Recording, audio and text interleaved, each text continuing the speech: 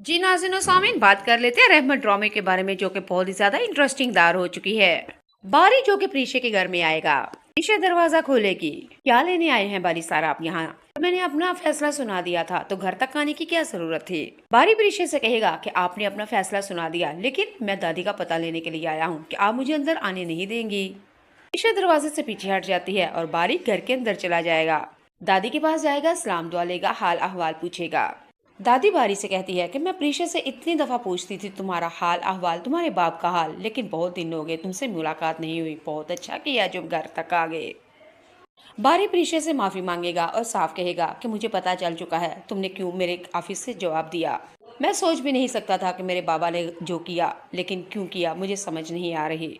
बारी प्रीशा से कहेगा मैं तुमसे शादी करना चाहता हूँ, मोहब्बत करता हूँ तुमसे, और तुम मुझे इस तरह मेरे साथ ऐसा नहीं कर सकते। बारी प्रीशा के कमरे में आएगा और आके कहेगा अपने दिल के ऊपर हाथ रख के बताओ, क्या तुम मुझसे मोहब्बत नहीं करती? अगर करती हो तो तुम्हें मुझसे शादी करनी होगी। प्रीशा बारी से कहती है कि आपके घर वाले मुझसे नफरत करते हैं और मैं आपके घर में नहीं जाना चाहती। जहाँ मेरे जाने से पहले ही मेरी इज्जत नहीं, तो उस घर में क्या करने के लिए जाऊँ मैं? आपके बाप ने मुझे मेरी औकात याद करवाई है। आपके बाप ने मेरी गुर्बत का मजाक उड़ाया है। आपके बाप ने मुझे बदकिरदार कहा है, और आपके बाप ने आपकी कीमत लगा के मुझे कहा था यहाँ से चली जाओ। कैसे मैं आपके घर तक जा सकती हूँ? आपके घर वाले मुझसे नफरत करते हैं और आप मुझसे शादी करेंगे, ऐसे कैसे हो सकता है? बारी प्रीशा से कहता है सब कुछ हो सकता है, सिर्फ एक दफा तुम शादी के लिए हामी भर दो। अगर मेरे घर वाले तुम्हारे साथ नहीं रहेंगे, अच्छा उनका रवैया ठीक नहीं हुआ, तो मैं शादी के बाद तुम्हें अलहदा लेके अलहदा घर में रखूंगा। शादी के बाद वाले मामले तुम मेरे ऊपर छोड़ दो। मेरे घर वाले जो नफरत करते हैं, मेरे कहने के ऊपर तुमसे मोहब्बत करने लगेंगे। प्रीशा बारी से कहेगी नहीं चाहिए मुझे हमदर्दी, ये भीख की मांगी हुई। दूसरी तरफ आप लोग देखेंगे, बारी जो कि अपने घर में जा चुका है और अपने बाप से साफ साफ कहेगा क्यों किया आपने ये मेरे साथ, क्यों प्रीशा के साथ ऐसे किया? मैं आपका बेटा हूँ और आप मेरी खुशियों के कैसे दुश्मन हो सकते हैं? और मैं प्रीशा से ही मोहब्बत करता हूँ, उसी से ही शादी करूंगा, नहीं करूंगा मैं अनाया से शादी। जी नासिनो सामिन, बारी का बाप अब बहुत ही ज्यादा परेशान है, क्या करे?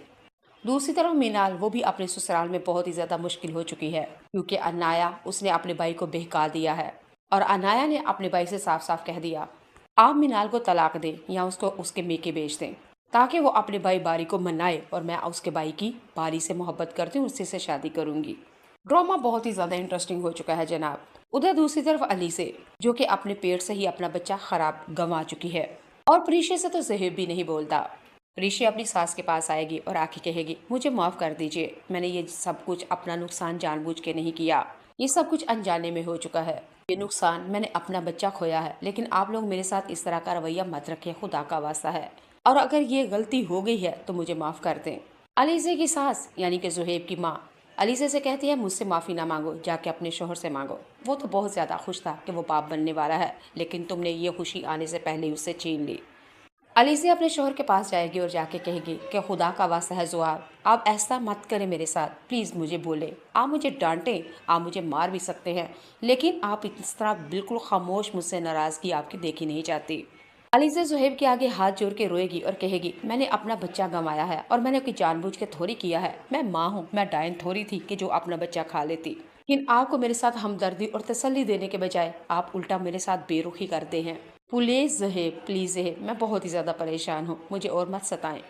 ज़ोहेब अलीसे के पास उसकी चेयर के पास बैठ जाएगा और बहुत ही ज़्यादा परेशान होता है। अलीसे के हाथ पकड़ के कहेगा अलीसे मैं अब तुम्हारे लिए जैसा तैसा भी हो तुम्हारा इलाज करवाऊंगा, और इस बैसाखियों को, इस चेयर को तोड़ना होगा। अब जो लोग तुम्हें सताते हैं, जो लोग तुम्हें रुलाते हैं, तुम उनके सामने आंखों में आंखें डाल के तुम खड़ी होगी उनके साथ।